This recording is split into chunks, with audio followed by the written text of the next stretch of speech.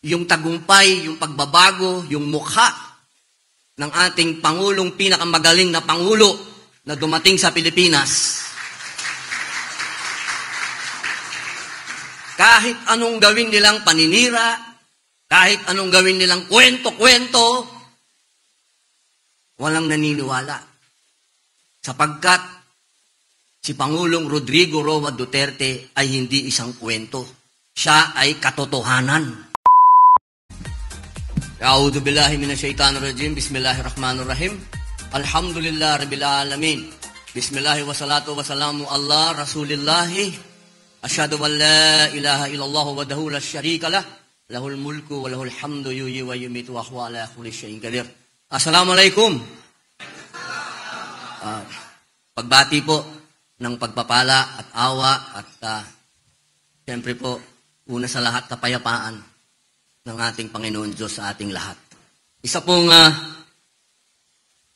hindi kapani-paniwalang araw itong nangyayari sa harapan ko sapagkat kapag nandito po ako sa Davao, iba ang ambience. Ang nakikita mo lagi, pag-asa, pagbabago na nangyari. Hindi pagbabago na kwento. Kasi dito sa bansa natin, dalawa yun eh. Yung pagbabagong salita lang, saka yung pagbabagong nangyari. At dito po sa Davao City, nangyari ang pagbabago. Yan po yung isang bagay na sa kwento po, no? Katulad ng sinabi ng aking mahal na kapatid na si Baste, si Mayor Baste. Sorry hindi ko agad nasabi yung Mayor Tol kasi magkapatid po kami niyan. Magkasama kami noong 2016. Nung kami po yung nangangampanya.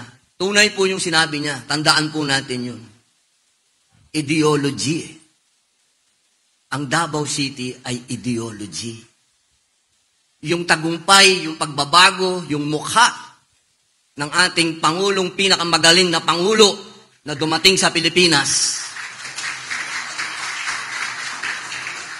Kahit anong gawin nilang paninira, kahit anong gawin nilang kwento-kwento, walang naniniwala. Sapagkat si Pangulong Rodrigo Roa Duterte ay hindi isang kwento. Siya ay katotohanan. Nangyari. Tingnan niyo po, ngayon, popular na popular si Trump. Pero pag titingnan mo si Trump, Digong. Kinokopya niya si Digong. Ngayon lamang po, nung naupo siya, tingnan ninyo, sino ba ang Pangulo ng Pilipinas na pagkaupo, marami na kagad nangyari? Walang iba, kundi si Digong.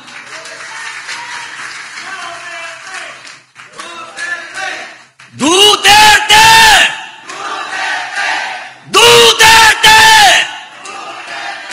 Ang sarap isigaw. Bakit masarap isigaw? Kasi may nangyaring maganda sa Pilipinas. Hindi po tayo pupunta dito ngayon kung hindi tayo naniniwala sa Duterte. Gastos nyo yan, di ba? Wala naman akong nilabas na pera dito. Gastos nyo lahat yan. Pumunta kayo dito, gastos ninyo. Maglalabas ka ba ng pera kung hindi mo mahal yung tao? Ako, hindi ako lalayo sa batang asawa ko kung hindi dahil kay Mayor. Doon na lang ako sa bahay, ayos na ako doon. Pero, tuwing may pagkakataon na makakapunta ako ng Davao, kumakaripas ako, tumatakbo ako papunta dito. Dahil isang bagay yun na nagpapalakas sa espiritu ko. Ano ba yung espiritu nyo? Iba-iba religion natin. May Muslim, Katoliko, may iglesia tayong kasama, meron po tayo kay Apostol, kay Apollo, kay Boloy, kay Pastor. Alam nyo, matagal ko na pong gustong dumalaw kay Pastor. Hindi ko alam bakit hindi kami magtagpo. Alam nyo, isang bagay po yan na kanina may nagsabi sa atin, yung speech ni Atty. Hilong. Napakaganda nung, now we're weaponized daw. Totoo po yan. Alam nyo po ba sa Amerika ngayon, meron pong crackdown.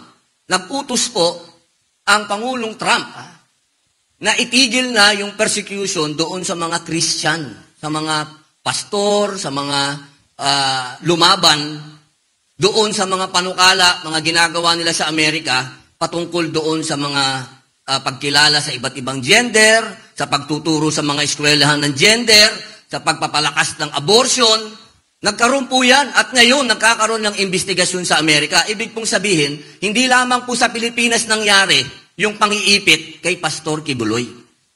Naikwento ko po yan sa inyo dahil tandaan po ninyo, si Pastor Kibuloy ang nanatiling loyal at kailanman hindi bumaliktad kay Pangulong Rodrigo Roa Duterte. Yun po lang, wag lang natin kalimutan yun. Sapat na po yun. Tumayo si Pastor para sa pinakamamahal nating Pangulo. Wala pong sigurong makakatumbas ng tapang na yun kung hindi si Pastor Kibuloy. Ngayon, dapat magpapakilala lang ako kay Mayor. Ang sarap pala dito sa entablado. Pasensya na po kayo, nasarapan ako, Mayor, pero kasi po, tunay po yung aking sinasabi nila lagi sa Senado. Alam nyo, yan si Robin, wala naman alam yan. Ay, totoo, wala akong alam. Pero isa lang ang alam ko. Lahat ng ginagawa ni Mayor, Presidente Digong, yun ang sinusundan ko. Wala nang iba. Sabi nga nila, alam nyo, sabi ni Pangulong Trump, nung kanyang proclamation, inauguration, sabi niya, it's a revolution of common sense. Alam nyo, i-rewind ninyo kung sinong unang-unang nagsabi niyan. Walang iba, kundi si Pangulong Digong. Common sense!